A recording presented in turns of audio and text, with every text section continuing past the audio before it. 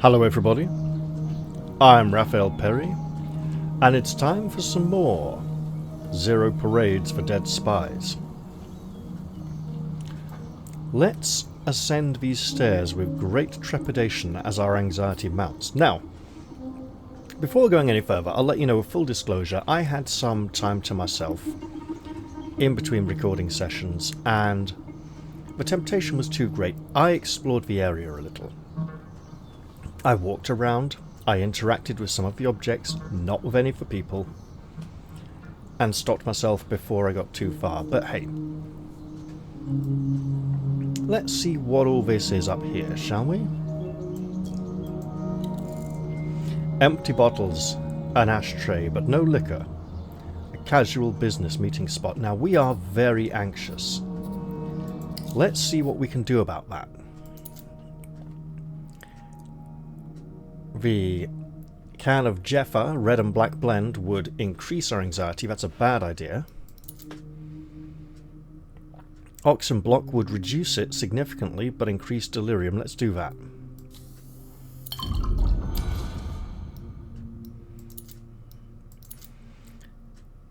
And we don't have anything that would reduce delirium yet. We still have the mysterious red disc, even though I could have sworn the fellow kept it.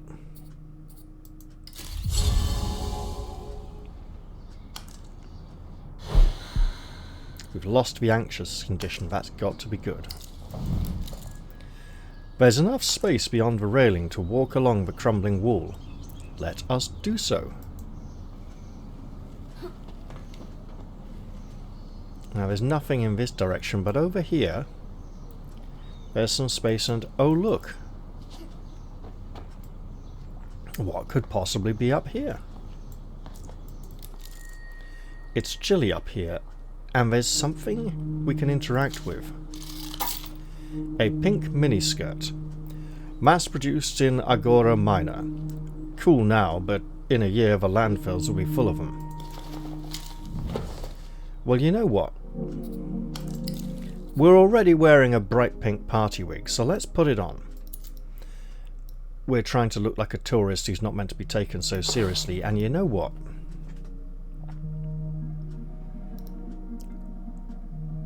The miniskirt does look a bit ridiculous with the full-length jacket, so why don't we wear the fairy lights instead? And now we look like someone who's very silly indeed and not meant to be taken seriously. People might remember seeing us. It's an outfit which would probably look a lot better if our character was about 7 or 8 inches shorter. Hey, what happened? There was a thing. Give it back to me. There's no way I was supposed to be able to click on that in time. Oh well. It's gone now. I mean, at the moment, she is dressed a bit silly, isn't she?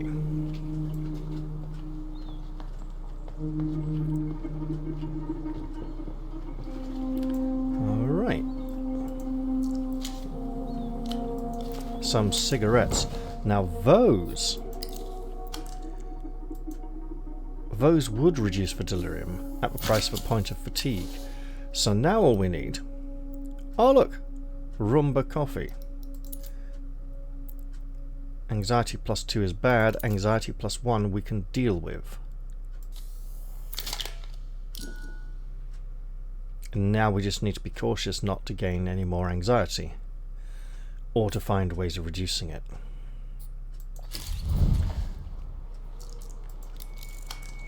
A broken birdcage, as if crushed or thrown from the window above. Can we get into it? A filthy flyer glued to the wall. A row of bespectacled men stare into the middle distance, while in their midst a lone figure looks towards the viewer. A man with a brown paper bag on his head. Above him in bold letters, the reality situation. We're somewhat familiar with the Bagman already. Let's take a closer look. Yellow text in black and white. Tune in, everyday coverage, and in all caps, they did it again. So yeah, in the first episode, I referred to the bagman as being similar to Alex Jones and selling food supplements. And a liar. Does that mean that the American media personality Alex Jones always lies? Does it mean there's not a single grain of truth to a thing he says? Well, probably not. There may be some truth to some of it, but he's just using it all as outrage bait to get your attention, and then shouts about the dietary supplements he wants to sell you, which you can eat and are very expensive, and what's the bloody point, you know. So his intention is bad. Right, of course, the Bagman Show. The Sub-Commandant A salutes you. You could salute him again. If we do that too many times, are we going to start losing contact with reality? How can I watch the show? Bright yellow letters highlight a time slot. Every day from 13 to 22, channel 117.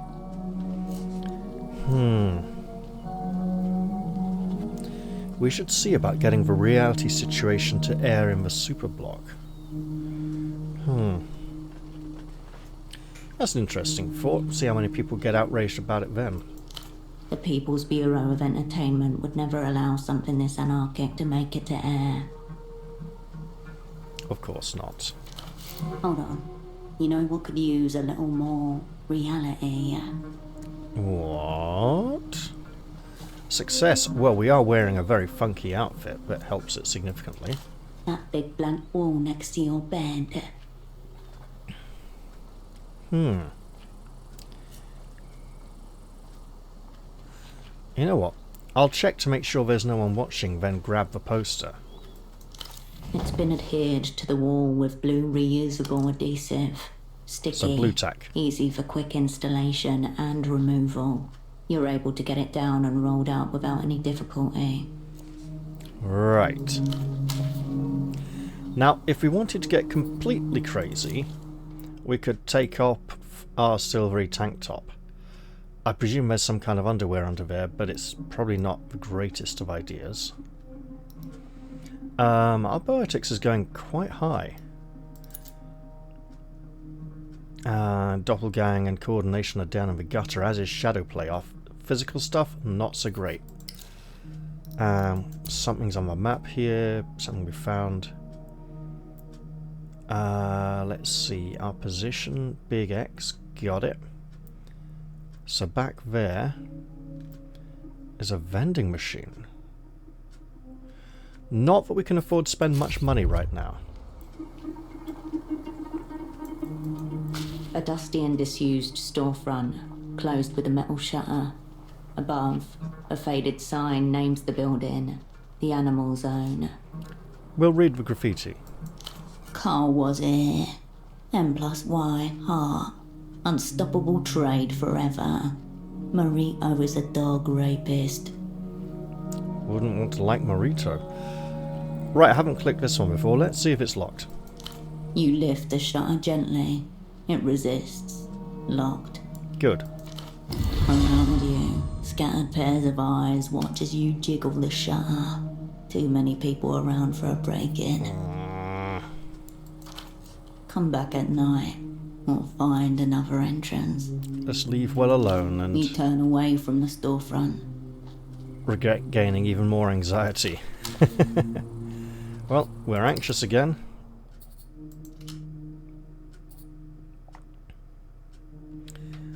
Okay.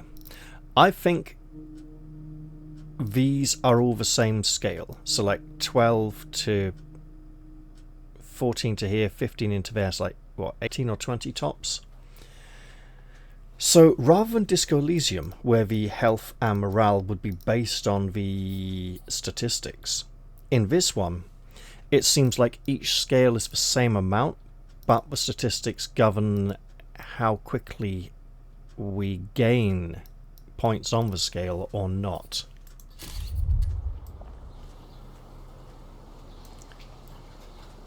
Hello? The Guardian Municipal officer is intensely scratching at his neck. As you approach, he wipes his hand on his trouser leg. Hola, miss. Hope there's a reason you've stopped an officer while he's on duty. He tugs at his collar as if to hide the cracked red skin. Just enjoying a stroll. No better place for that. Officer Morito, agente coordinador for the Guardia Municipal. Do you need help with anything? Do they make you stand here and look at that graffiti over there?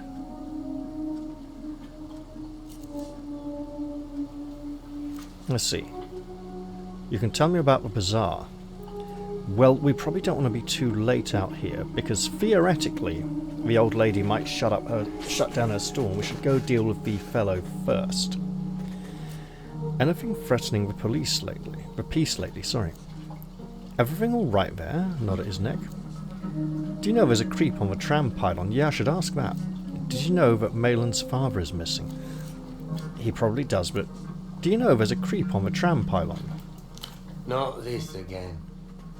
Did Aunt Carmuna put you up to this? He begins massaging his temples. Wait.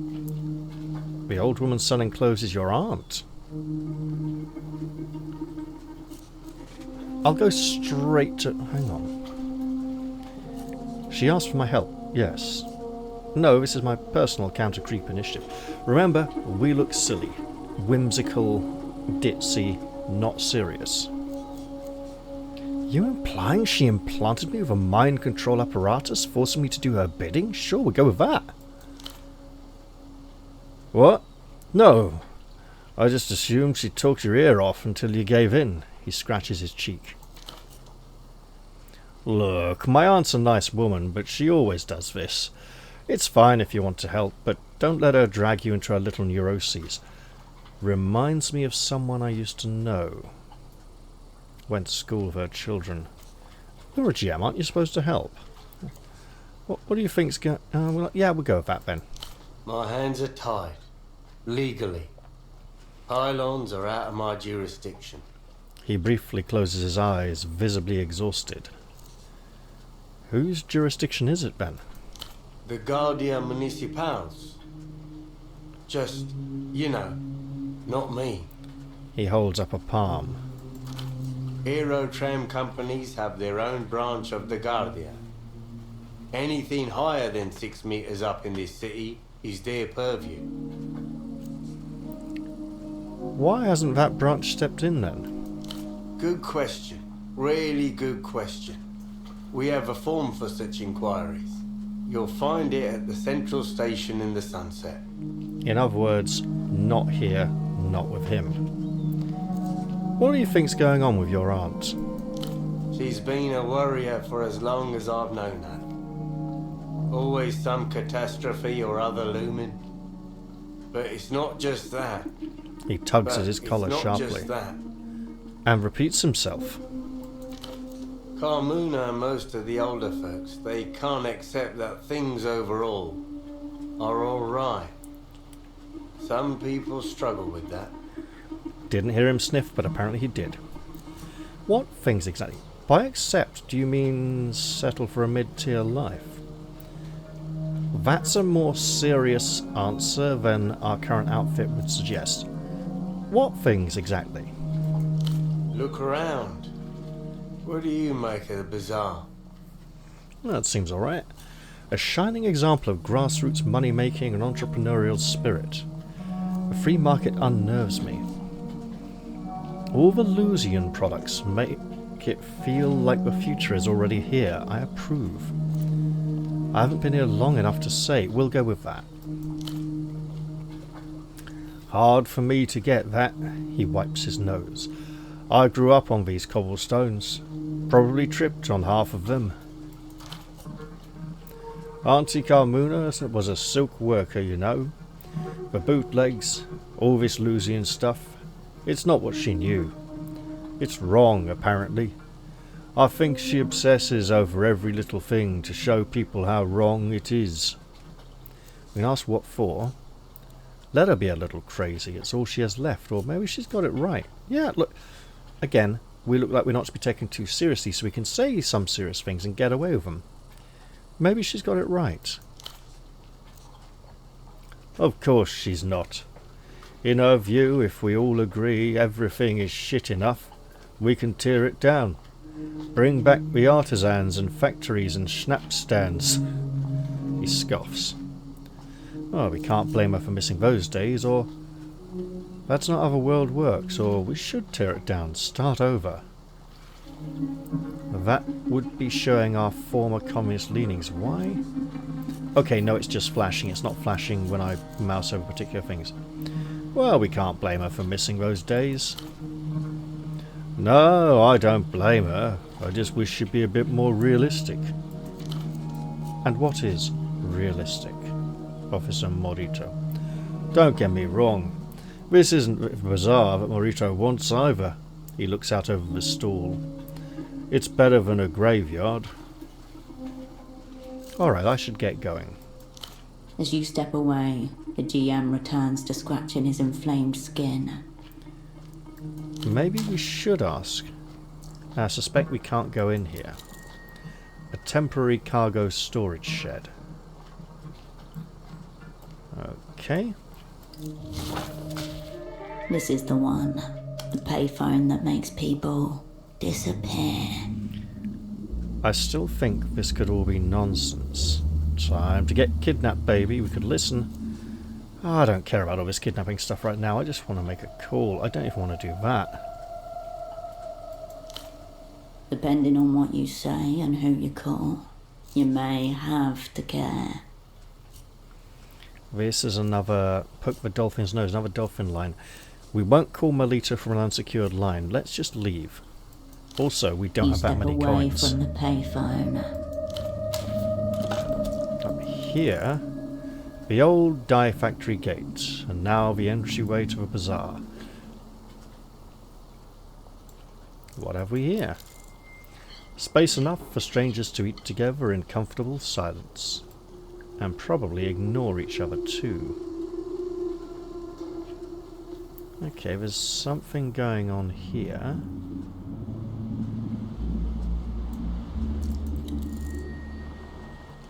A lock like you'd see on a diary. Something.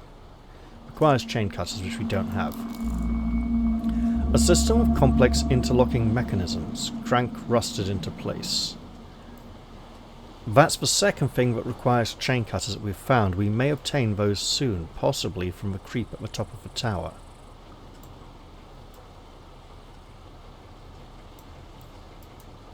A monolith of gleaming beverages, encased in glass and light.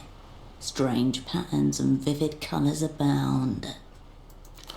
One catches your eye in particular. A striking red and black can marked Heifer Red and Black Special Edition. Let's consider the vending machine. Automated, unfeeling commerce stares back at you. It is no coincidence that the contraption before you mirrors the proportions of a coffin. And that it was made by someone who really didn't want to deal with their customers. I am its prey. It wants to eat me from the inside out. Ooh, another apparatus that attracts money from me. Extracts. Buying things from machine is lovely.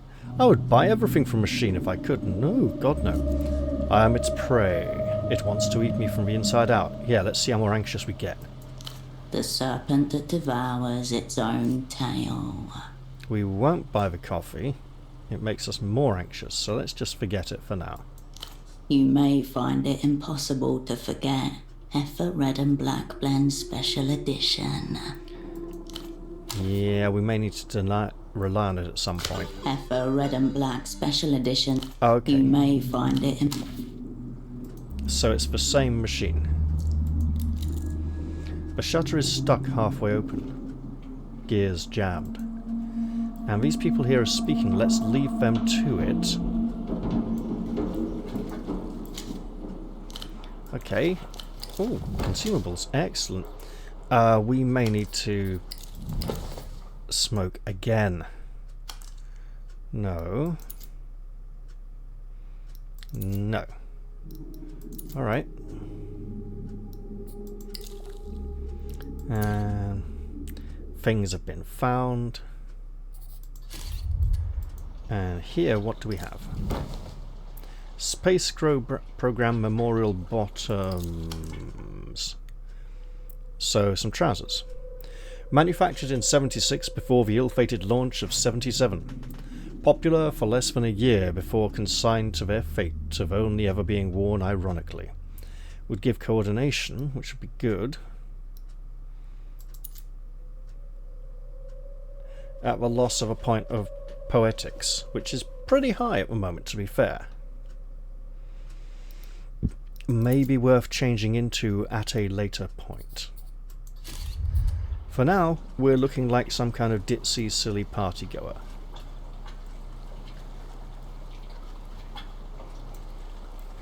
Ooh, camera automatically zoomed in there. My conduct and performance. Good spot for eavesdropping. Can we... But we can't actually click on it to do that. We can, however, walk across here.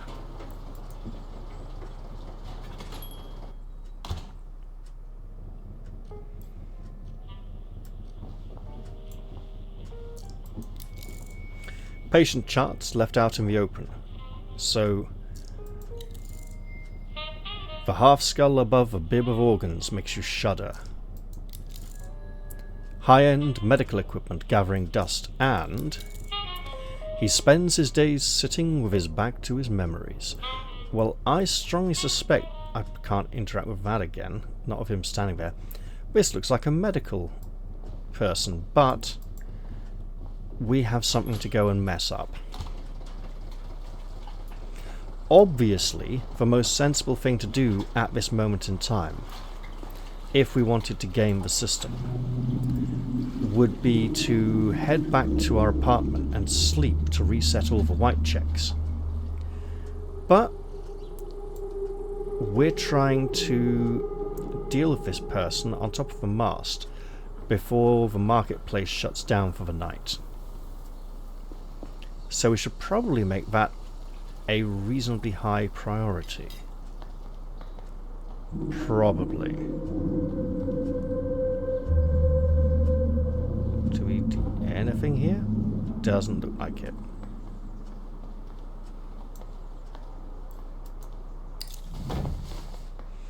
Ah, now that. Oh yes, we need that. And now, to remove some delirium, wait, yep, and then to top it all off,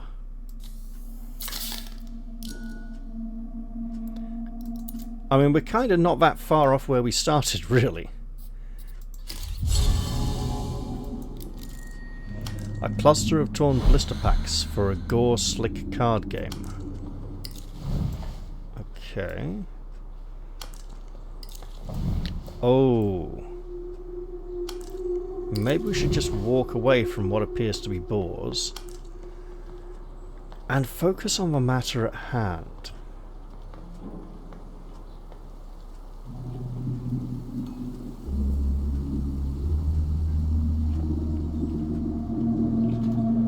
I didn't go that far and didn't see the boars before. Oh, what's this? A flash of yellow catches your eye. An assortment of cargo crates sits in waiting, adorned with faint chalk marks and bright yellow labels. Let's look at the chalk marks. They are more temporary than the labels. A maze of hastily drawn letters and numbers stands in contrast to the printed labels above. The symbols range from A to D, 0 to 9.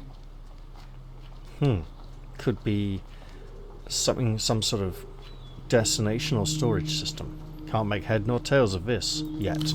You're not meant to be able to. It's not for you. Let's inspect the labels. Machine printed, crisp and official. They all bear the same logo. Tiny gold dots in a precise angular pattern. Point of origin, Ministry of Mass Culture, Secretaries Frontera, the lengthening gleaming capital of Lelou's.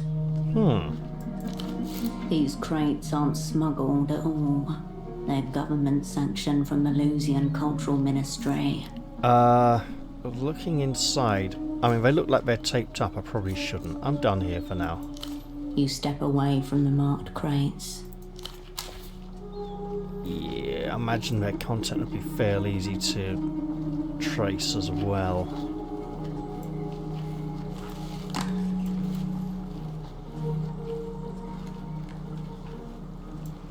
Another machine. Refreshments are lined up like brightly coloured soldiers, neatly regimented behind coiled springs. We can't afford any of this. The refreshments remain dormant in their artificially chilled chamber. Alright, well, looking this ridiculous, I don't suppose anyone would mind if we did something as silly as trying to climb up a great big mast. Oh, what's this? Ah! Ooh! Hang on. Yeah, that's probably a good idea given how quickly we rack up anxiety.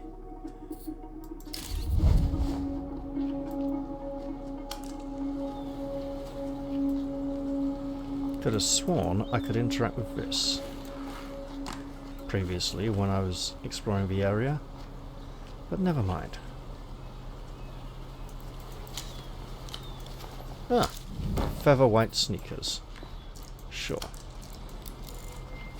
Loading platform ahead. Well, they go well with the rest of this outfit, better than what we were currently wearing. Now we look like a complete imbecile, but that's probably good. Now why was I not able... There we go, see? We can get up there. Don't know why it wasn't highlighting earlier. And up here we have this. Ah, more coffee. She's having lots of cigarettes and coffee. This woman's just going to be... and booze. It's not ideal for spy work. I mean, it works as a cover to make people less suspicious. Haven't interacted with this fellow over on the boat yet with the glasses. He's probably the one we're supposed to speak to. But we've got somewhere else we need to be. So let's go and try not to mess that up too badly. Well, hello there. What's this? More cigarettes. If she smokes all these cigarettes, she's going to start talking like the narrator. Requires lockpick, which we again don't have in our Spies toolkit just yet. You can make that jump with your eyes closed.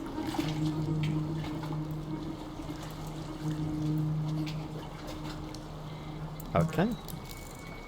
Fresh. The paint fumes make your head ache. You sure that's not the wig? Elegant black gloves. Handwear favoured by Sun's Ark's upper class. Become a person above fingerprints and the law. Command respect with the silence of silk. Not that we're necessarily going to command much respect with a pink miniskirt, pink wig, and white trainers and a bunch of fairy lights draped around us. Presumably, it doesn't open from this side either. Still locked. Still requires chain cutters, which we do not have. Perhaps the man on the creaks boat in the has breeze them. behind you. Or the smoking man in the bar. Maybe we could have got them there. Well, let's just continue down here for now then.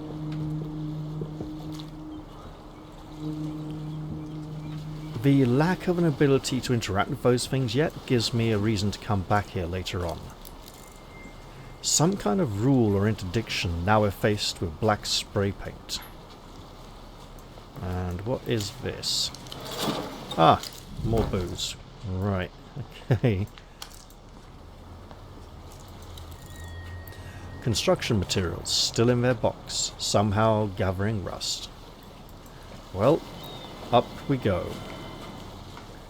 Up, up, up and away. Up this mighty mast. I think I see another board down there.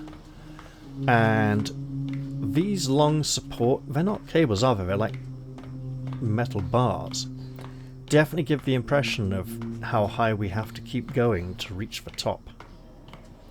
Pancakes on the grill. Curious. What is he doing here? Well, a shiver through your feet. It seems much higher from this angle. Well, let's look at this. Bottled water, meal bars, wipes, supplies for an extended stay, and the chain cutters. Nobody throws away their cigarette butts properly. Guess what? We can cut through things now. Like that gate.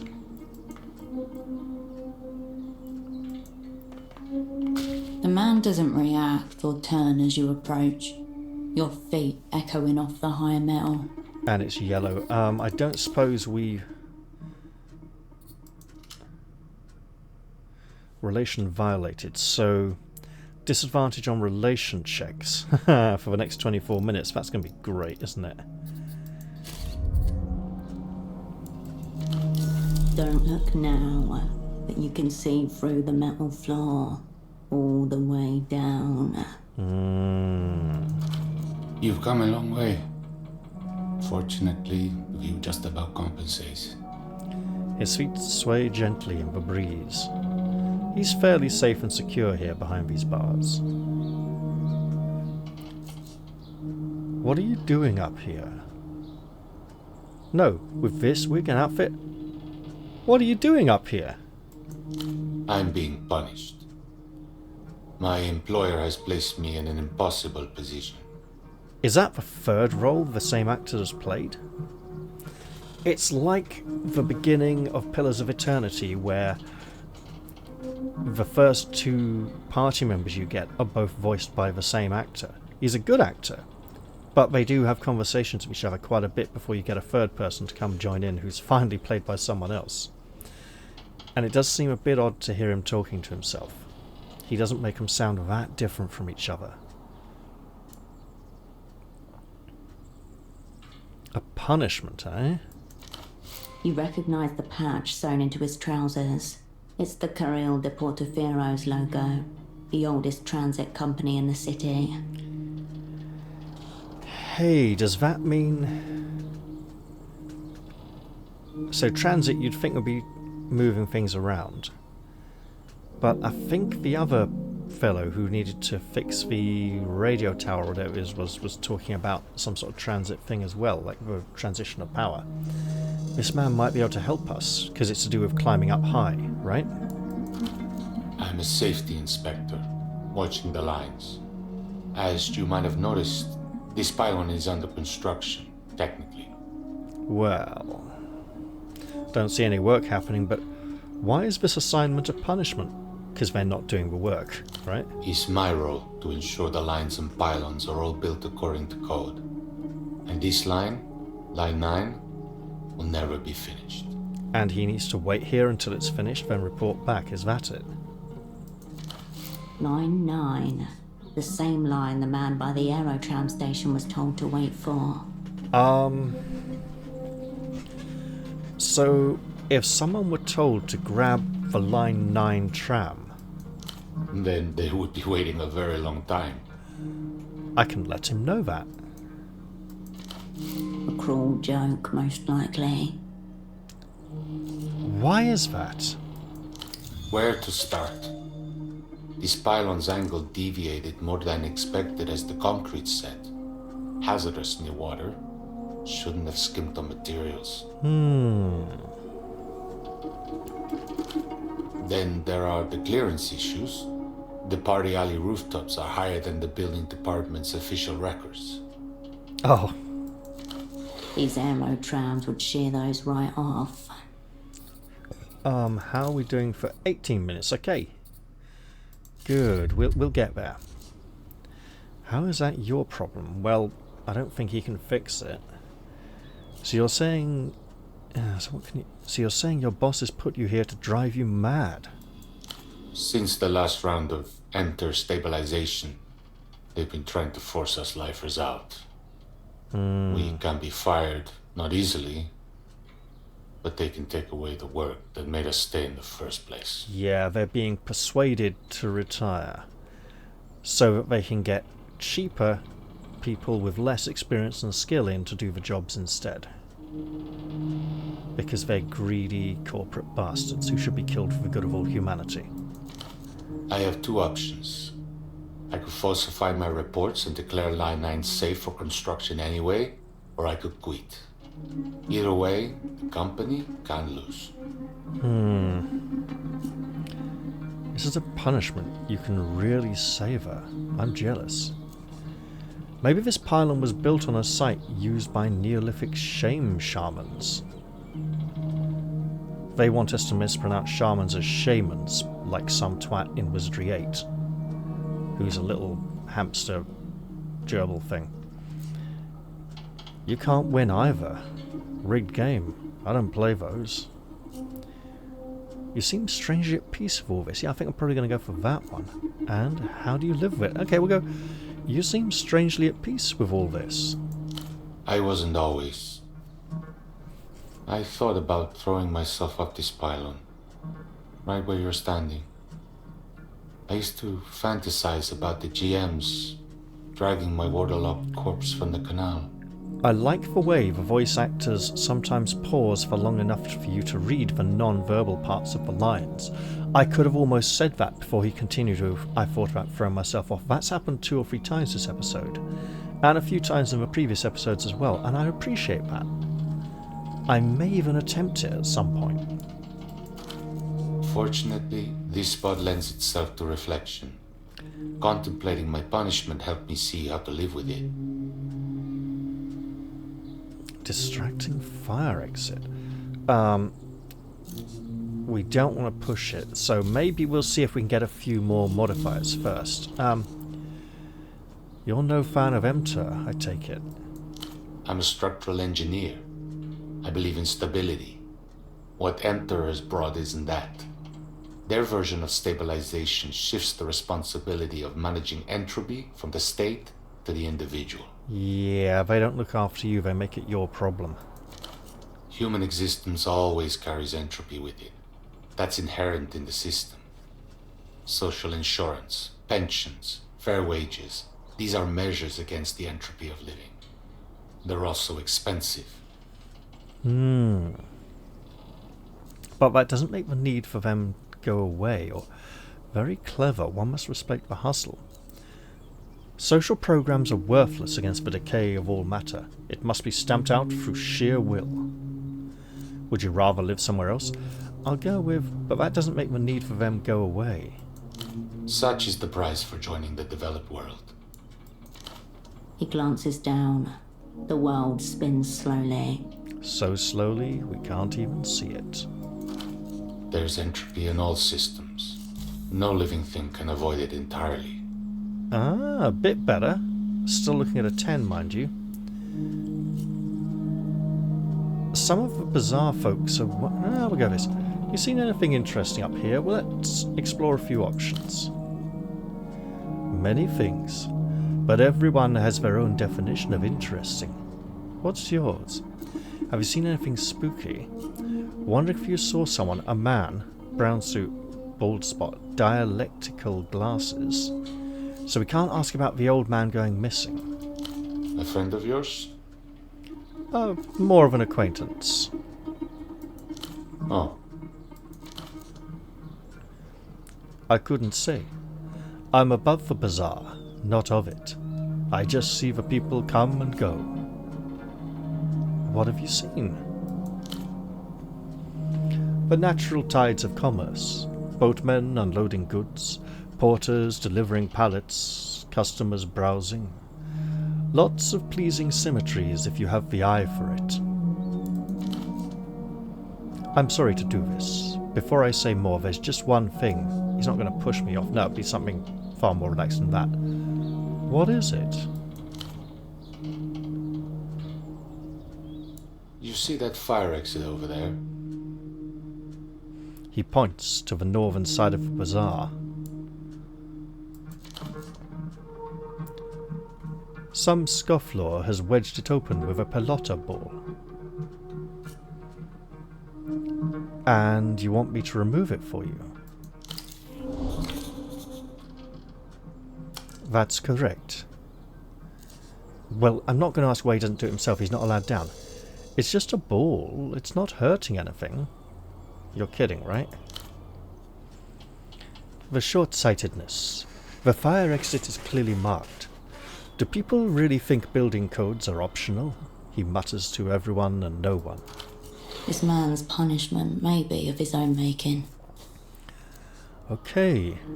I'll remove... What do I get in return? In return? He I narrows his suppose eyes I'll have before to think nodding. of something. That's alright. Some of the... If we get rid of the distracting fire exit, this may help. Some of the bazaar folks are worried about you being up here. The crippled seamstress, you mean?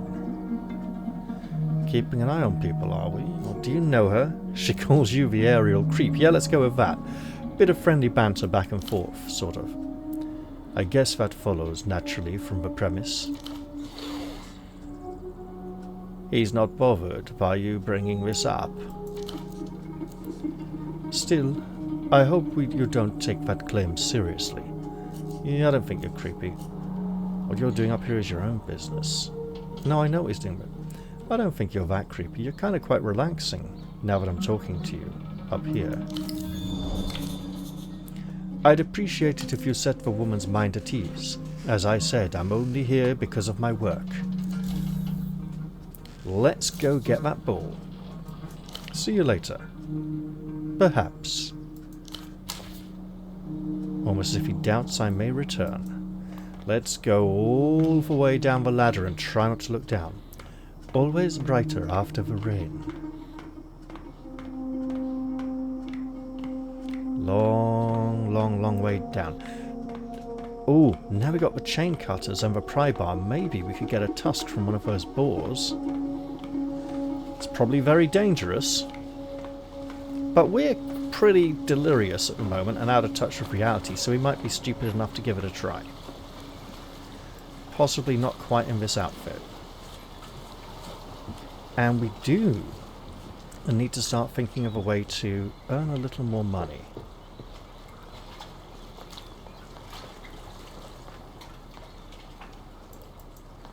The gate stands before you, still locked. Oh, hang on. Aerial creep ahead. Tutted at. Okay, well, hold on. Because...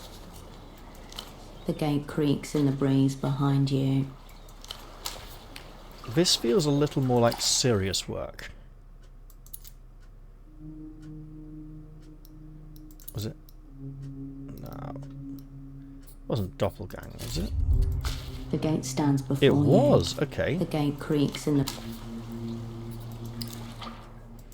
So, if we change our trousers... Anything else affecting it?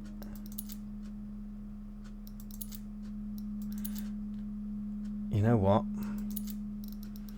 We probably don't want to be lit up like a Christmas tree. Keep the wig on. It's fun. It's not hurting anything. The gate stands before you, still locked. We can probably fail this one. Let's see. Nah. The angle is all wrong. Our grip is false. The chain slips from our grasp. Still alive and sniggering. Get bent! Oh no, we just go. And inhale through our teeth. This chain's grip on the gate leaves little room for passage, imagination, or your personal feelings. So be it. Chains mocking us. Tension in the gang's ranks. The gate creaks in the breeze behind you. Okay. Clearly, party girl outfit needs to stay. because we ain't getting anything else done anytime soon.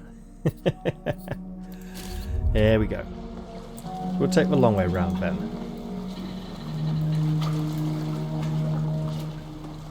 And maybe check that other one or two locked thing that we've seen.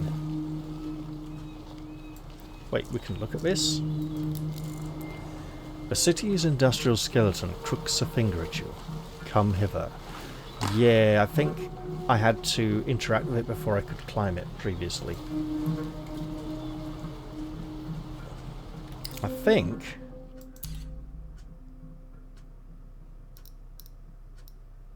White checks... I could have sworn there was one down here.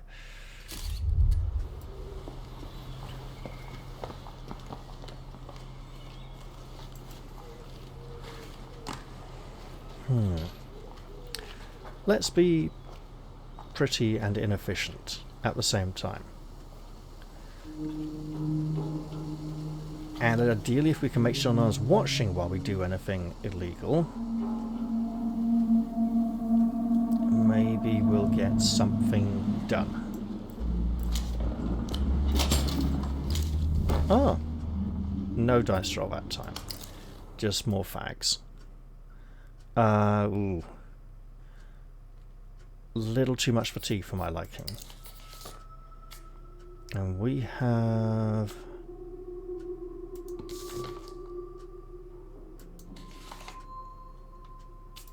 Got to be this one, right? Yeah. We will attempt to remove the pelota ball. We'll set the old woman's mind at rest as well, but then she'll have a long talk with us, and we might not get the ball down. And if I can remove the ball, maybe he'll be even less threatening, because he'll be looking over that way less often.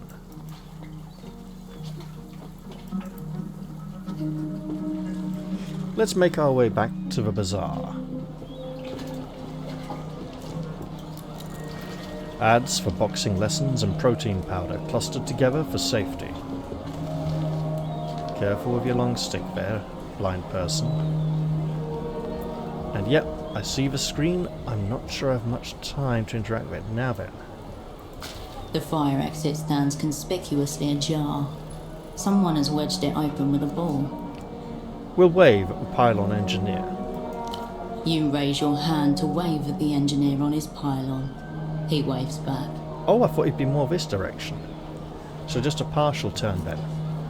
Who did this? Nobody is paying any particular attention to the door, or seems close enough to care. Suspiciously nonchalant. No, we are not. Dressed like this, we are not suspiciously nonchalant. They're just going about their days. Yeah. What's the ball's deal? It's a pelota ball, the local variation of handball. Fort no longer violated the quest for it. Brilliant. Pelota balls are not designed for use as doorstops. Someone has elevated this ball to contraption status. Maybe it's a bad ball, a factory error. The ball is a mere pawn in something much larger. This ball is all about results. The ball is a mere object. It cares neither for purpose nor shape. No, it's a mere pawn in the act of me getting more help and information from the man at the top of the tower. It's just a ball in a door. Since the door is open, I'll take a peek through. A dark hallway. At the opposite end, you can just make out the bottom of a metal staircase. Well, why don't I squeeze through into the building and collect this ball on the way back out?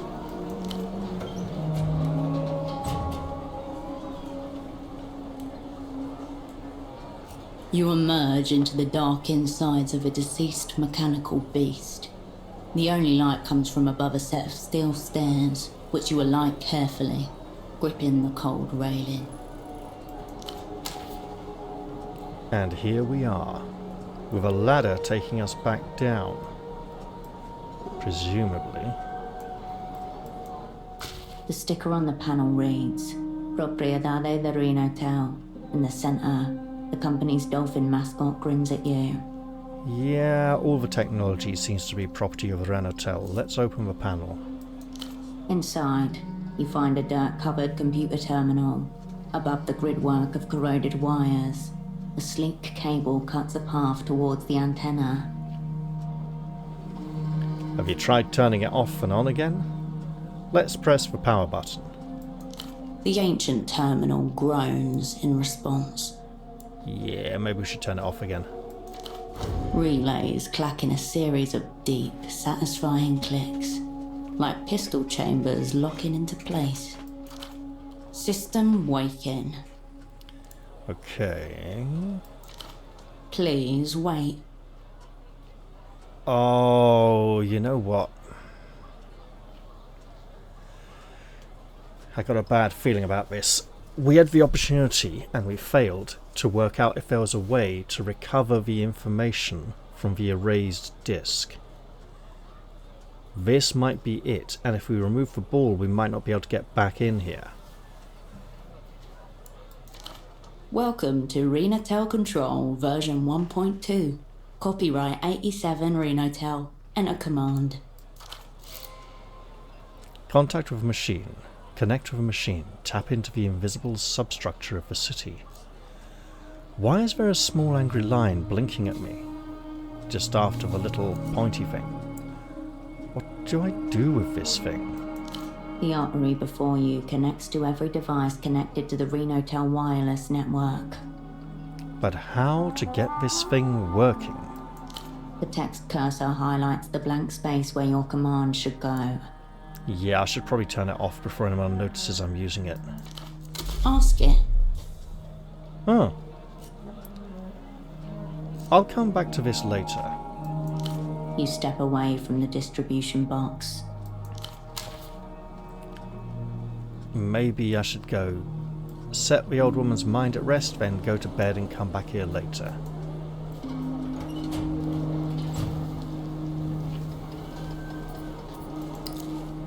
Just letting us know we've lost our status, which is great, which should mean this is back in effect again.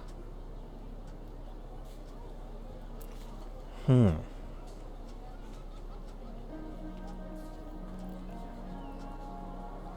not entirely sure how we would violate this. Assess whether you or others have it. The unrealized loss. Let's not go there just yet.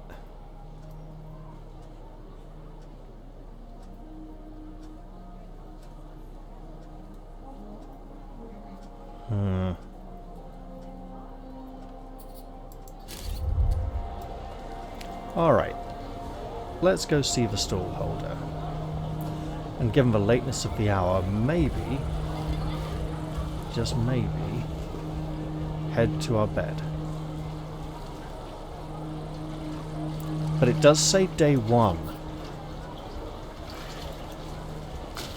Carmona saw you scaling the pylon, but she did not see the creep fall to his death.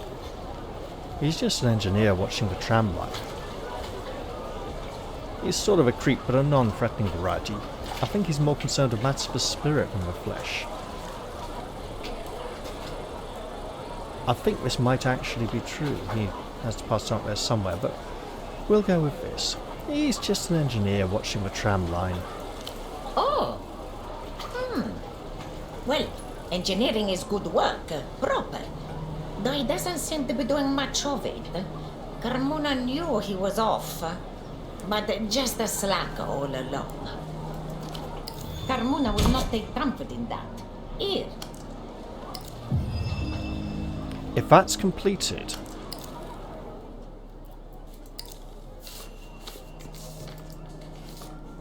What happened to remove the... Have we failed to remove the ball? What? Oh, come on. Don't be like that. Should have done that before I spoke to her, and I bet you...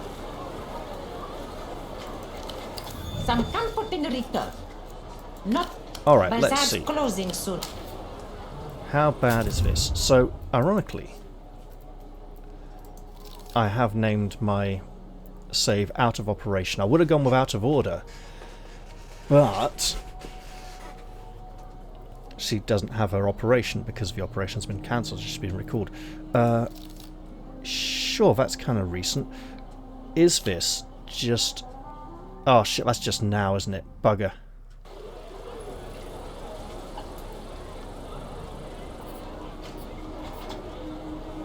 Ah, but is it?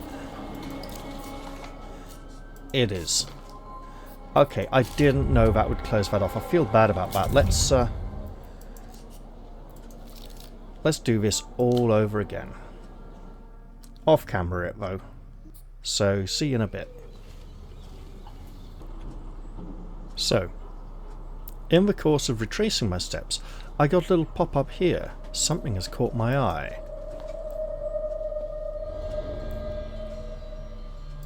Uh-huh.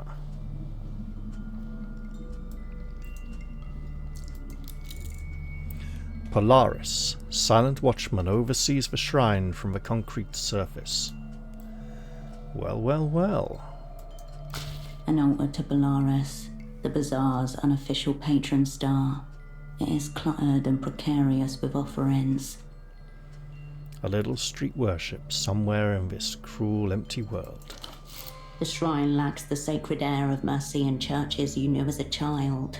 It is an organic thing, maintained by locals of their own volition. Like a collective artwork or a mess, just a mound of unwanted rubbish. No, I think they mean something when they put this all here. A spectacle of porphyrian humanity, the steps worn with years of its visitors' hope and grief. Whatever their meaning, they were enough to summon you here, now to this shrine rammed into the side of the city. This is a red check and cannot be retried. Let's look at the elegies. Ink stains and knife scratches adorn the shrine. Jagged words cast toward the flickering skies. In your guiding, we learn. Do you envy our brief, searing lives? Marco loves Puss. As you fade, we follow. We'll examine the offerings. A collection of cheap plastic photo frames, haphazardly arranged on a red checkered tablecloth. An improvised welcoming party, here to greet the distinguished visitor from the People's Republics. Between them lie offerings and totems, a necklace, some out-of-circulation coins, an old packet of smokes. Let's look for the photograph of Malin's father among the offerings. There's no sign of the missing vendor. I'm not going to take the cigarettes. Prayers flit amongst the offerings, answered or ignored. Who knows? I'm done here for now. I'll come back to that when I might stand a slightly better chance. The light around you is dimming. Behind the surrounding rooftops, dusk bleeds upwards. Okay. So with that... Oh, it's a literal transition. There we are. With that being done, we'll come back along here, pick this up. Go look at the boars. Walk away. I don't believe we went up there before, and we're getting back on track. Okay, so we're back by the fire exit. We have been upstairs, we've turned on the computer, we haven't done anything with it. We've come back down. The fire exit remains ajar, all wedged into the crack. And we can still take the ball. So The we must not tableau go... stays undisturbed. We must not go and speak to Carmona.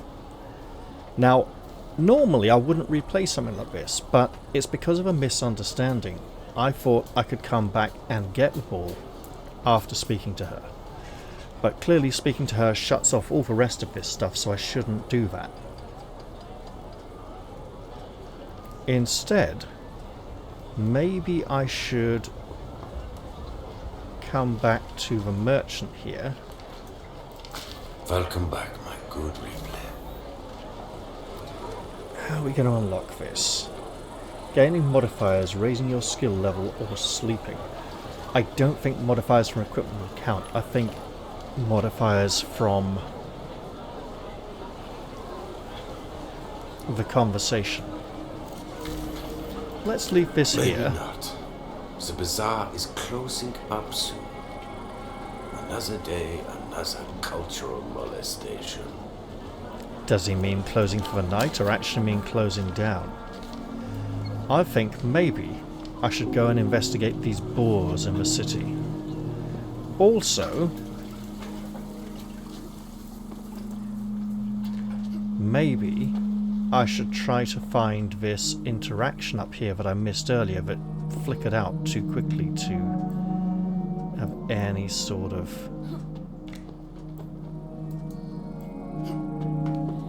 It was standing right here, but it seems like it's not for me. It is interesting that the boars are in the city at all. The city appears to have been constructed, forced upon the wilderness. And I'm just going to do a quick recording check, because obviously we've paused recording twice already.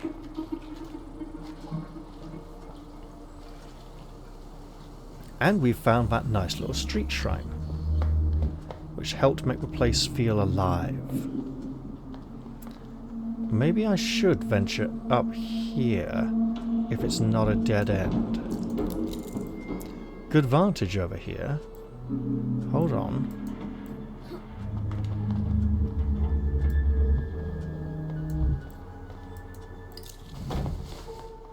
More cigarettes. Why does this look familiar? Oh, we're nearly... I see. So it's a way through into here. Alright. Well then, let's go and endanger life and limb. But if it's boars we're dealing with, maybe we should dress a little more sensibly. Doppelgang or coordination? Well.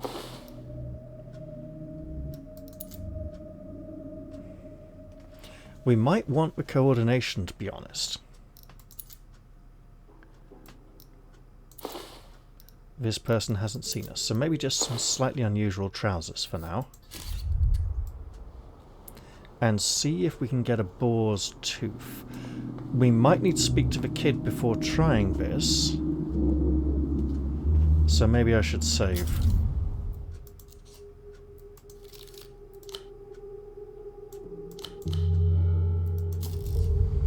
Here we go. Wild boar piglets snuffle through the city's trash, still wearing the stripes of babyhood like halitosis humbugs. Behold, the cloven-hoofed effect of urban administrative collapse. How are boars finding enough to eat in a city centre? You underestimate the nutritional it's a value person. of a well-trafficked alley. Plus, with noses that adorable, there will always be kind citizens to leave out some kibble. But where there are boarlets, there are boars. An adult can be up to 500 pounds of bristled, pitiless hog with tusks. I'll look for an adult boar. You scan from left to right, checking the alley's tangled contours for a hint of hairy maternal rage. There is none. They're dangerous. Yes. Let's stay back a moment. You leave the boars to their devices. Let's find out if they've been domesticated. And what is this? Oh, okay. In that case, let's go speak to the teenager.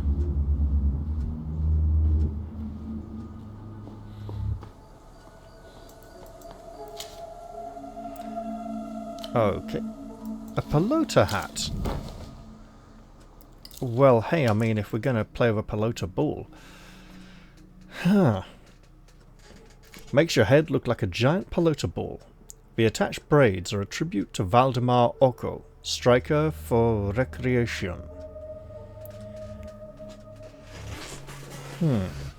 Getting improved blueprints at a reduction of records, which is actually quite high, so that's not a bad trade-off, but hold on.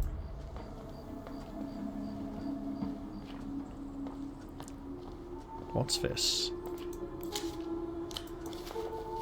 And this. A giant made of concrete, long defeated. Oi.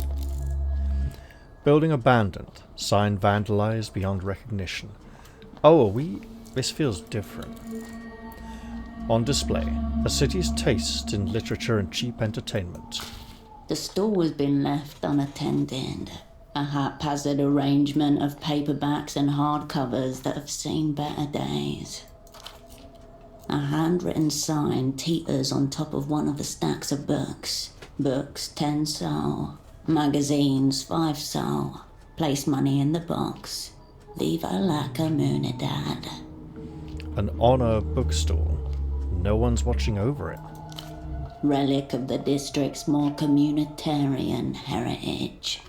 Let's browse for stalls, since we seem to have taken a wrong turn here. A few scrawled tags separate the various teetering piles into vague sections. Let's look at the self-help books. By far the largest collection, you see a wild range of material. From an anti-aging guide to a series of books all by the same author, Vitor Kampf. Who is Vitor Kampf? A prominent Lusian philosopher whose works have occasionally crossed over into international interest. Doesn't seem familiar. Fair enough. He gazes back at you from the cover, darkly handsome in glossy black and white, with the far-off look of an old film star. He put his picture on the cover, not like inside the dust jacket. That is massively egotistical. Underneath it is stated, the philosophical bad boy for our times. Oh, please, how bad could a man be? He's an academic, or if he can make philosophy sexy, he deserves all the credit he can get. This feels very 1970s, or 60s, this cover. It's the sort of book cover you might see in a Columbo episode, so yeah, he's an academic. You'd be surprised. There are some shocking cases of plagiarism out there. So he might not be that academic after all. Are there any worthwhile mystery novels here? Depends on how much you enjoy predictable pursuits of serial killers, variably through occult forests and the urban stage. Oh god, is it like the Ruth Rendell mysteries? Now, I've never read anything Ruth Rendell has written, but I have unfortunately been subjected to a few episodes of the Ruth Rendell mysteries on the television in the 90s, and my god, the only mystery is how anyone could consider them a mystery. They were all so blatantly obvious exactly what was going to happen. And admittedly, you know, the characters didn't know what the audience did, but it was so heavily just foreshadowed, and just, it was so blatantly set up. It's like, oh my god, you can tell for like 20 minutes what's going to happen. Okay, exactly my thing. Let's go. Not that we have the money, mind you. Unfortunately, the stall's offerings look pretty bare. Nothing catches your eye. What's in the romance section? A large space is allocated to the genre, but most of the books have been taken. Only a few worn stragglers remain. One of them doesn't even have any pages. Just a dust jacket. Oh, that's funny. At one point, I received 3 books for free that my father was given by the bookshop because they couldn't sell them. 2 had no covers on. They were just the pages stuck together, you know, still bound together with a spine, but no cover on the books. And the 3rd one, the cover was on there, but it was upside down and back to front, so the pages were the wrong way up and wrong way round. That was Jack London's Call of the Wild. I can't remember what the other 2 were. One was a science fiction novel, well, a supposed fantasy novel that was pretty bad. I read a few pages in the middle and it seemed pretty adult. It was about a witch trying to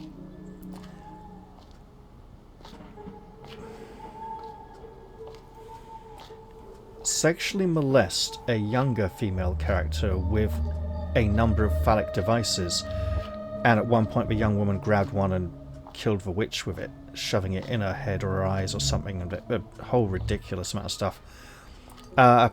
It seemed to start with a young teenager.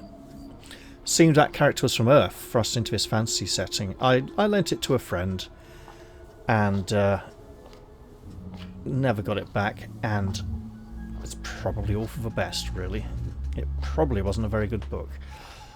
Ironically, he was stupid enough to take it to school, and it got confiscated and was never seen again. And honestly, if the rest of it was as bad as the 3 or 4 pages I read, it probably wasn't worth reading.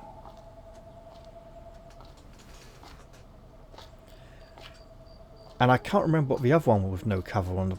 Was it the Rowan? Yeah, the science fiction story where psychic people on the planets drive the spaceships and control the spaceship traffic between planets, like airport controllers, essentially. It might have been that, with no cover. Speaking of which, let's search the science fiction section. Maybe they've got a copy of Tiger Tiger by Ivan Bester, or Alfred Bester. I can't remember. I think it's Alfred Bester. I keep thinking it's Ivan for some reason. I know that I'm usually wrong. So Alfred Bester, a classic in the sci-fi genre. A shelf of scuffed books are united by their preference for black and apocalyptic reds. On their spines, a series of grandiose words large enough to fill the universe. That kind of sci-fi genre of books. Got it.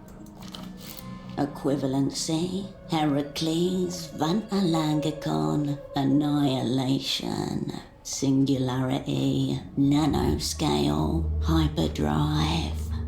Oh, one-word titles as well. 2 of the titles stand out to you above the others. Light March of the Chosen and Greed in the Inner Zone. Let's flick through Light March of the Chosen, see if we like it. Pulpy space opera, not at its finest. The characters are heavily stereotypical, the plot is erratic, and there are spelling errors on nearly every page. Let's put it back in its place. We'll give it a quick skim. A bunch of religious cultists travel through out of space in search of what they believe to be their god, but end up being swallowed by a planet. Maybe the planet has sandworms. Hold on. Everyone dies. No, it turns out the planet is their god. They end up inside the belly of paradise and live there forever. Amazing. And amazingly pulpy. Totally. It's a shame the word planet is mistyped as plant on the final page. I purchased a PDF many years ago now of a, cheap fantasy novel. And for some reason, the main character has the wrong name for about 2/3 of the book. And I don't mean the character's name changes. I mean clearly, at some point during the writing, the author decided to change the character's name and only updated a few instances of the name and left the original name in most of the other places. It's bizarre. And I think it's no longer available for sale. I might have a sit down, and when reading it, I remember thinking, should I be constantly replacing this name with a new one, which does actually sound better and more fitting for the character? Or this older name, which the author originally liked and thought, hey, that's the idea I want to go for. So I'm not sure. Maybe I will give it a proper read at some point, try and finish it. Part of the charm of the mass market paperback. A proper copy edit would have sucked all the juice out. What is Greed in the Interzone? Sounds a bit like something to do with Silent Green or Blade Runner.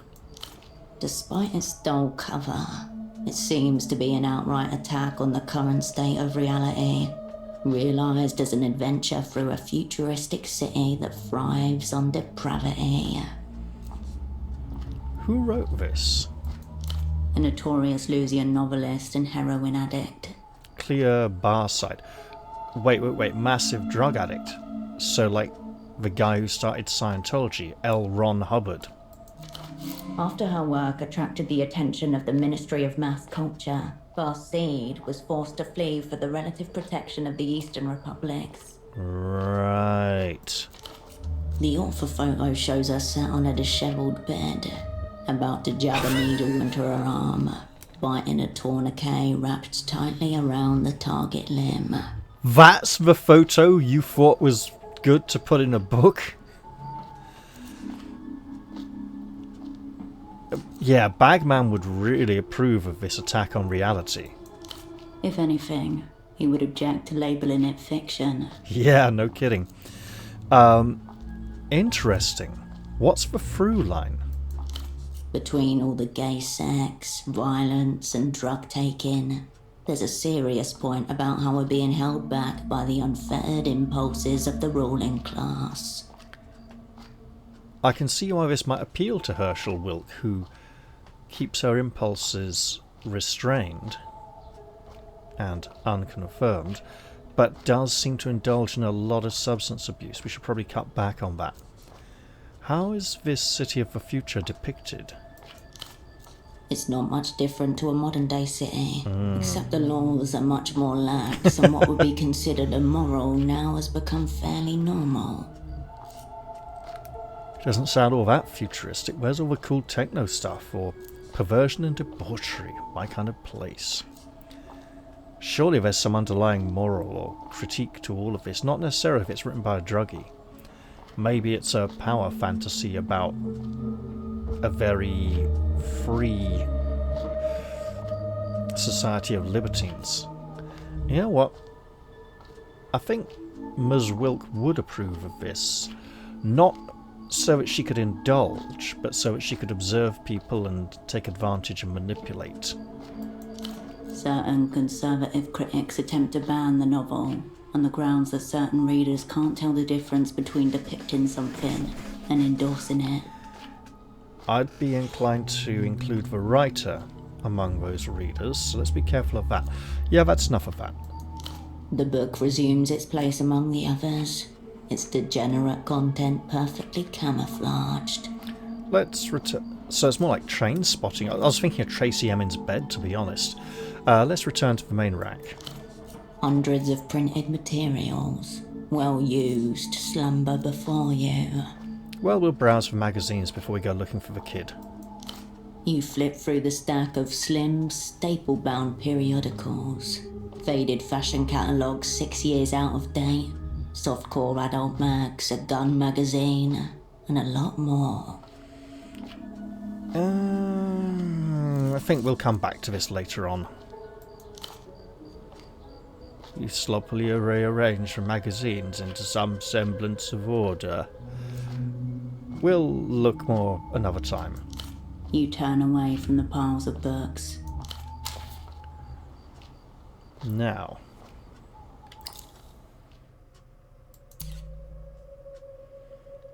We've apparently taken a wrong turn.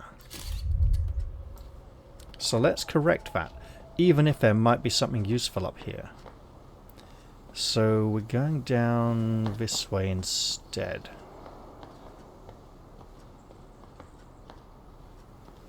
Because we got a teenager to talk to.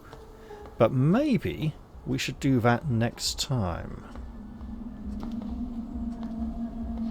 Or just do it now and sod it. Yeah, let's just accept the results. The teenage boy nods hesitantly as you approach. About the doctor's office over there. Yeah? Have you ever used his services? Tried once. He screamed at me about board narking and threw what looked like, dunno, something supposed to be internal at me. Kidney-like. Would have been pretty cool if he wasn't such a mad freak. He says you're spying on him. No, you're loitering pretty ominously outside his clinic. You might not realise it, but he's already pretty unstable and you're not making him feel much better. In fact, you're making things a bit worse. Not that it's your fault, mind you. What? No, I mean, yeah? What?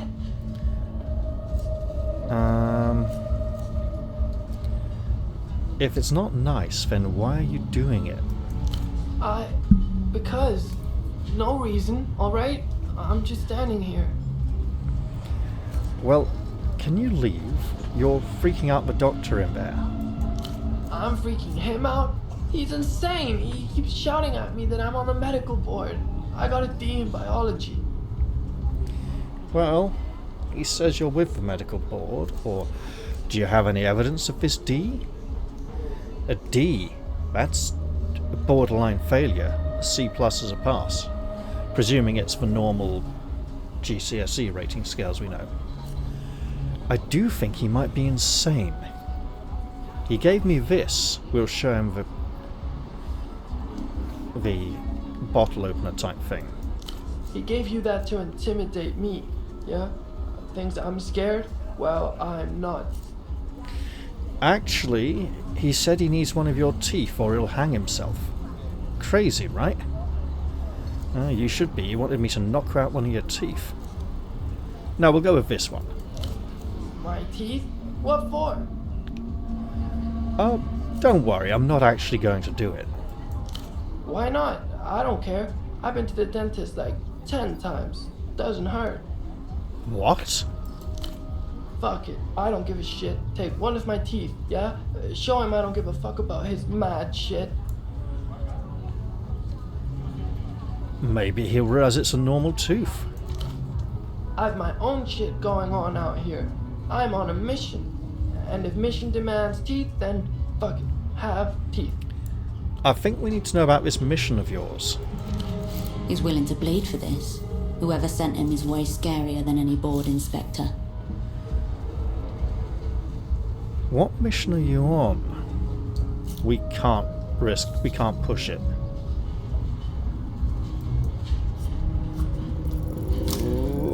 Ooh. Okay.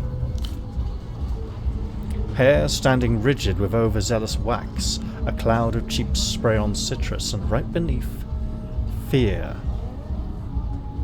It's your girlfriend that's making you stand here, isn't it? She's not making me. I'm just here, keeping an eye on the situation for her. Making notes. So you are spying. Otherwise she'll call me a cunt. Like always. Sounds like she's not a very nice girlfriend.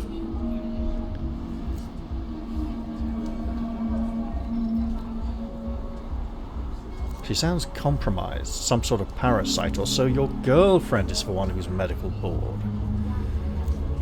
In my experience, things only get worse. Ditch her. Adolescence is mercurial, a soul in flux. You'll change too. What situation are you keeping an eye on? Comings and goings, alright?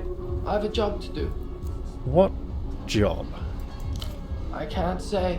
She'll murder me. Oh, that's not a girlfriend, mate. That's something much worse. Sounds like teen nonsense. Leave it be for now.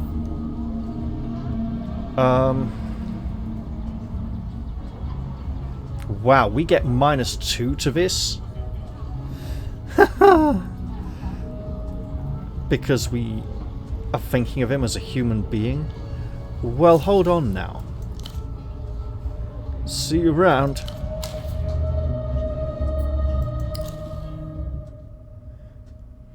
We can't increase coordination. It's already at its highest. Are we getting any penalties for it?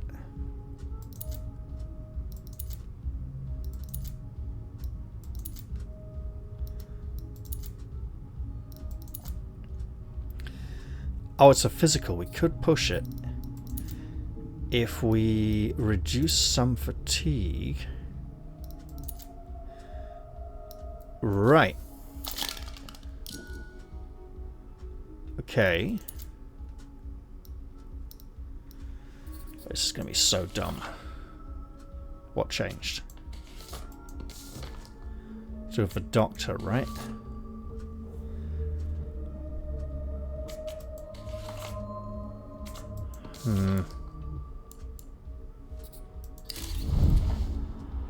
I mean, I was going to go try for boars, but since we're The here... teenage boy nods hesitantly as you approach. Alright, look. I'm going to try and rip one of your teeth out, mate. This is really stupid. Oh, not great. This is low. Very low. Just close your eyes and swing it. We're just going to hit him with it? Ow! Ow! Oh, shit! You didn't even get one! Shit. Those things are really in there. Maybe Gonzo will count the attempt. Ah!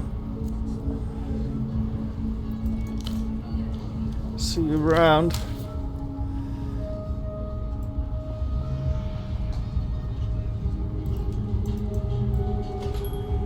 This is bad.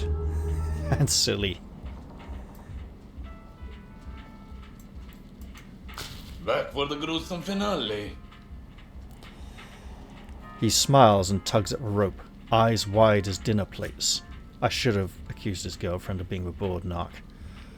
About this bored narc. Don't you fight with me now.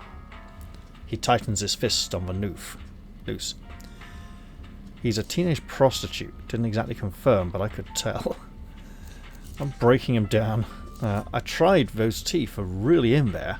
I'm showing the blood on it. He's there because of his girlfriend. A girlfriend. That one. A likely story. With a genophobia so pronounced, it's a wonder he even managed to talk to you without lapsing into torrential incontinence. He did seem kind of afraid of her. Aha! Genophobic born, not through and through. I'm not budging until you get him the fat out of here. Look, I tried. Those teeth are really in there. We're showing the bloody tool. Not blood. Yours for all I know. He sniffs and narrows his eyes. It's not mine. Fuck that. Ooh, Try unlocked. again. Show some fucking conviction. I'm breaking him down. It looks pretty whole to me.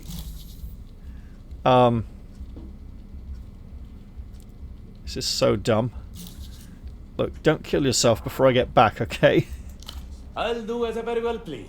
Bored heartbeat. So the check's been unlocked. Can't I just get some boar tusks? Instead? A shadow of the mess inside stains the window. Okay, look. Here's what we're gonna do. Because we got a skill point. One of these is unlocked. Rusty iron gate.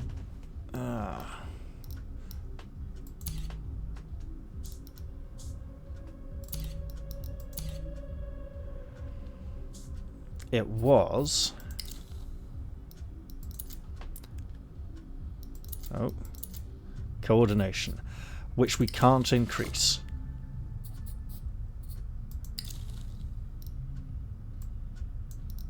Oh, we can now. That's bizarre. It's so dumb. We can't push it again. Can we reduce fatigue? Not even remotely. Okay. Well, we're not wearing these. They'll give us a coordination penalty. Didn't work, did it? His lip is swollen from impact. No. Let's really push it. Here we go. Just hit him in the face. It'll be great. Here we go. Let's whack him. Oh! Oh, fuck! Oh, toughen up. No, we're pretty tired, so maybe we just like, ah, fuck it, you bastard. Thanks. Fuck! My girlfriend's going to... I don't know. He grasps his face. Or she might think it's fucking badass. I never know what she's gonna say these days. Mate, I really think you need a better girlfriend. He opens his mouth to flash you the empty space where a tooth should be. He says he's been to the dentist a lot. It'd be interesting if there's only the one tooth missing. How does it look? Ridiculous. Well, you saved a life. I think you look handsome. Rugged. Yeah, that really fucked your face up. Let's not... Well, look at it this way. You saved a man's life. Fuck him. I think you look handsome. Rugged. If really unconfident. Yeah? I suppose girls always like the pelota players with the broken noses and stuff. Well, maybe. Thanks. He takes his hand from his mouth to wave at you. Blood drips from his fingers. I still think I should have tried the boars to see if I could use one of their tusks. I think we lost a little fatigue there. Goodness, we're all over the place. There's a thingy there.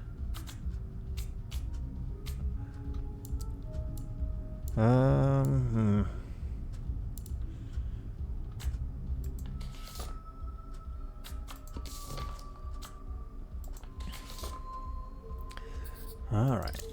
Inventory. The tooth. Not a baby tooth, though it came from the mouth of a miner. This one won't be regrowing. Proof that you're not a narc, though the kid might be. I think his girlfriend is. We really shouldn't call him back. What is... fatigued. Okay, yeah, we can't push red checks again for a while. Quite a while, actually. Alright, now look, are you finally going to come down from there, mister? Back for the gruesome finale. He smiles and tugs at the rope, eyes wide as dinner plates. Look, about this board narc. Don't you fight with me now. He tightens his fist on the noose. Extraction complete. No sedative. We'll show him the tooth. Nice. Very nice. His eyebrows and the corners of his mouth slowly rise in unison. Is that arousal? And that's a failure. Well, we'll just have to take it. See, I'm really not with the board. Now can you stop with the suicide threats? No, we'll go with this. Try and calm him down a bit. See? I'm really not with the board. Fine. But be warned. One whiff of board fuckery. Some public suicide is back on the agenda. The doctor doesn't appear any more professional behind the desk than he was on air. Right. Now tell me, where does it hurt? I know someone who's developed a medical condition, or don't take this the wrong way, but are you a real doctor? Hang on, let's examine his desk for a moment. The site of some kind of humanitarian catastrophe. Yep. The surface of Gonza's desk is buried under unopened envelopes, pill bottles, loose syringes, and pens. Atop the pile sits a child's drawing of a two-headed horse and a crumpled note with a few scrawled phone numbers. The doctor's twitching, though watchful eye inspects you as you scan his mess. We'll nod at the drawing. What's the story there? Not my kid, before you get ideas. I locked on my own plumbing at 12. Oh, Authorized God. and triple tide vast deference. No one's trapping Gonza. He performed his own vasectomy when he was 12. Probably not in a very healthy way either. Some junkie spawn handed that abomination to me after I treated his mom. Zero talent. He scoffs at the drawing. A two-headed horse labelled Mr. Gonzalo, nice man. Why keep it on your desk then? Makes the women folk trust me. The non-barren ones, I mean. He squints at you. Okay, let's not ask about the syringes or the envelopes. The doctor drums his fingers on the dirty desktop and stares bitterly into the middle distance. Alright, well, while I was here... Bored? We already met. What do you want? I know someone who's developed a medical condition. He's dead. Forget about him. No, that's the thing, he's not dead. He's comatose, totally unresponsive. Ah, yes. This is the ethically stimulating case you were trying to entice me with. I told you it was a legitimate medical concern, or what makes it ethically stimulating? Yeah, let's ask that. Because he'd be like, should I finish him off or put him on some kind of life support? What? A functioning human organism with neither consciousness nor the capacity to file a malpractice lawsuit? Fuck me. What's not to love? Oh, he's thinking, what can I, experiment with him? What can I do with him? Who's the unfortunate? Some loser who couldn't cut it. A colleague, my husband. No, a colleague. Let me tell you something about colleagues, sister.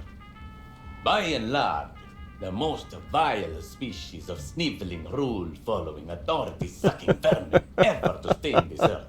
Second, perhaps only to medical board inspectors. He is completely insane and highly dangerous. We should be careful when dealing with him. You don't have conclusive proof he was not like that, at any rate.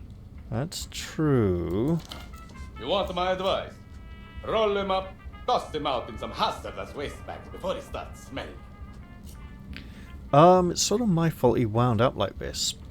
Please help me help him. Or, I'd love to, but he's kept under supervision. I haven't even explained the situation to you.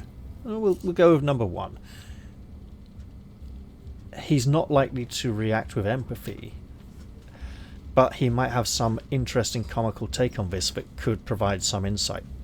It's sort of my fault he wound up like this. Please help me help him. All right. Walk me through it.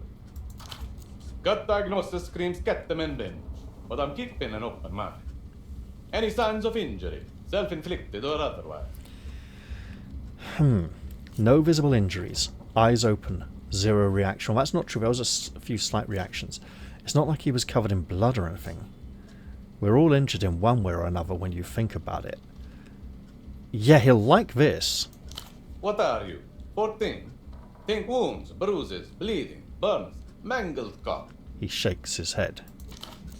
See, nobody turns to a dish rag on a whim. Unless he's stroked out, there'd be a precipitating incident. Drugs, toxins, choking maybe. He knows how to party.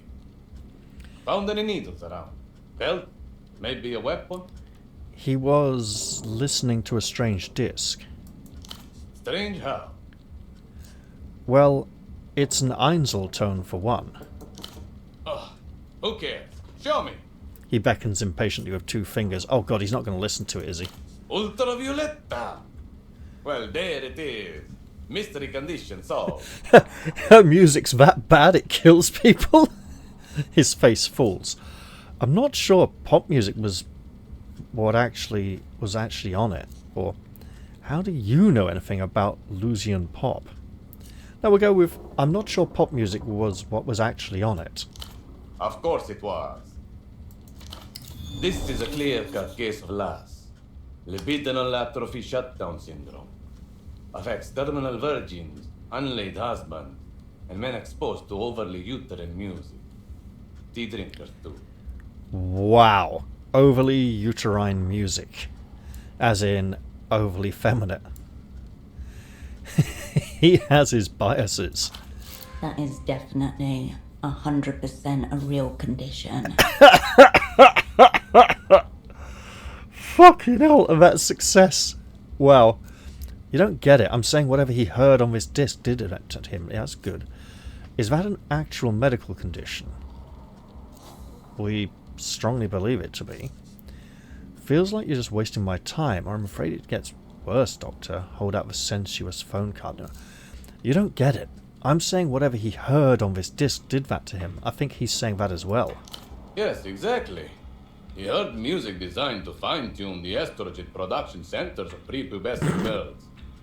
And it destroyed him. Wow!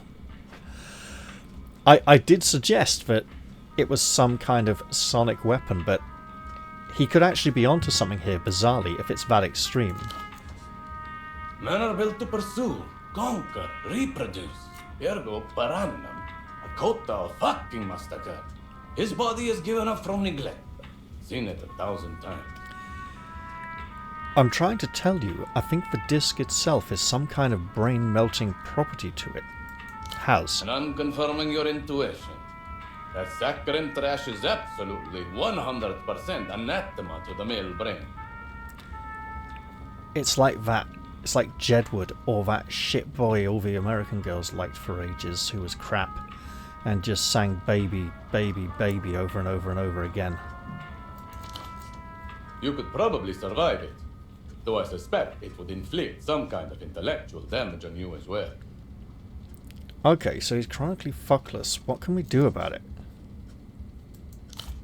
The doctor opens a drawer and slides towards you a baggie with a small medical stamp inside. What's this? Anti-last treatment. It'll wake up whatever's left in him to wake up.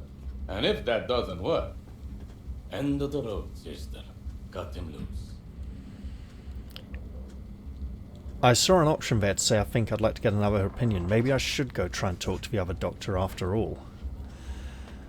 Hold on. What's in this? This is a proprietary formulation, soon to be patented. That's as much as I can tell you. Have you tested it at least? I'm on it right now. As he shrugs and glances his crotch area, looking down his lap. Essentially, this is the test. Home recipe, mama. I can out-erect any man, anywhere, anytime, dead or not. I don't really think sexual melancholy is behind his condition. Then you know nothing of sexual melancholy. But alright, let's pretend my expertise is what fuck off. What's your working theory, Dr. Flameface? I don't have one. All I know is that I didn't get there in time to stop it, or he saw something he shouldn't have. Lizard controllers pulled the plug before he could talk. That's good. It's textbook neuralization. Precise, efficient, clean. A pro did this to him. Neutralization. Oh, not. I've misread that as neuralization. People don't break all at once. They erode and no one notices until it's too late. Yeah, let's go with this neutralization. Lady, if anyone did, it's probably you, with your refusal to fuck him. Bloody hell. Really? All I'm hearing is that you don't have a fucking clue what happened, or how to help. Right. Unfortunately, in the midst of all his ramblings, he has discovered a point. So what? I'm supposed to go along with it? It's unlikely this treatment will improve Pseudopod's condition, but you might learn something from it. You can't get all that from him liking Ultravioletta. No man likes Ultravioletta. He's buried in the depths of erotic despair. He's so far down the hole, he probably doesn't even know what happened to him. Ah, so you're saying it's like Marmite. You really think this'll work? Of course I really think it. I prescribed it. Easy delivery. Just let it dissolve on his stomach. Right. Good luck to you. Be seeing you, Doc. Adios, patient. This feels like a really bad idea. Probably should have spoken to the other doctor after all. Right.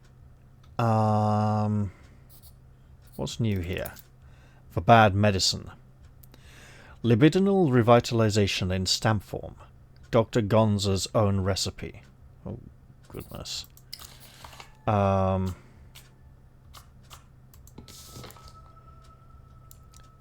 believes your double is suffering from a condition called LAS and has given you some questionable medication to treat it. Maybe I really should go and see that other doctor. Oh.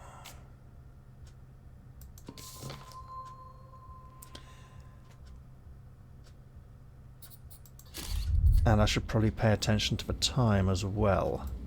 If it gets like 11 or 12, I should probably head to bed. And speaking of bed and time, in the real world, that is something I should definitely be considering. So I'm going to end this episode here. I hope you've liked this one, bonkers though it's been, and I'll look forward to seeing you all in the very next episode. I'll say goodbye for now though, and cheerio everyone. See you all soon.